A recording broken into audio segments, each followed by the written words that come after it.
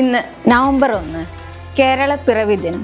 ദൈവത്തിൻ്റെ സ്വന്തം നാട് എന്ന് അറിയപ്പെടുന്ന കേരള സംസ്ഥാനം രൂപീകൃതമായിട്ട് 69 വർഷം തികയുന്നു. 1956 നവംബർ 1 ഭാഷാ അടിസ്ഥാനത്തിൽ രൂപപ്പെട്ട ഏകീകൃത കേരള സംസ്ഥാനത്തിൻ്റെ ജന്മദിനം കൂടിയാണ് ഓരോ കേരളപ്പിറവി ദിനവും. കേരളം എന്ന പേര് ലഭിച്ചതിന് പിന്നിൽ നിരവധി ഐതിഹ്യമുണ്ട്. പരശുരാമൻ എറിഞ്ഞ മഴു അറബിക്കടലിൽ വീണ സ്ഥലം കേരളമായി മാറിയെന്നാണ് ഒരു ഐതിഹ്യം. തെങ്ങുകൾ ധാരാളമായി കാണുന്നത് കൊണ്ടാണ് കേരളം എന്ന പേര് ലഭിച്ചതെന്നും ചേര രാജാക്കന്മാരുടെ അധീനതയിലായിരുന്ന കേരളം പിന്നീട് കേരളമായി മാറിയെന്നും പറയപ്പെടുന്നു.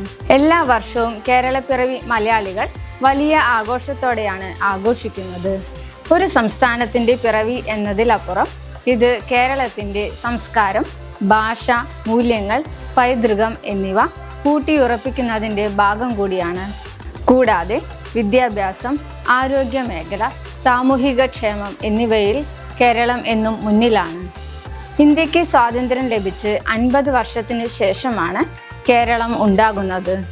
ഭാഷാ അടിസ്ഥാനത്തിൽ സംസ്ഥാനങ്ങളെ പുനർസംഘടിപ്പിക്കാനുള്ള ഇന്ത്യ ഗവൺമെൻറ്റിൻ്റെ തീരുമാനപ്രകാരം തിരുവിതാംകൂർ, കൊച്ചി രാജ്യങ്ങൾ, മദ്രാസ് പ്രസിഡൻസിയുടെ മലബാർ പ്രദേശങ്ങൾ, ഇങ്ങനെ മലയാളം പ്രധാന ഭാഷയായ പ്രദേശങ്ങളെല്ലാം കൂട്ടിച്ചേർത്തുകൊണ്ട് 1956 നവംബർ 1 കേരളം എന്ന സംസ്ഥാനം രൂപവൽക്കരിച്ചു.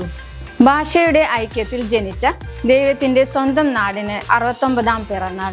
പച്ചപ്പിൻ്റെ മണവും സ്നേഹത്തിൻ്റെ മമതയും നിറഞ്ഞ നാളുകൾ ആശംസിക്കുന്നു.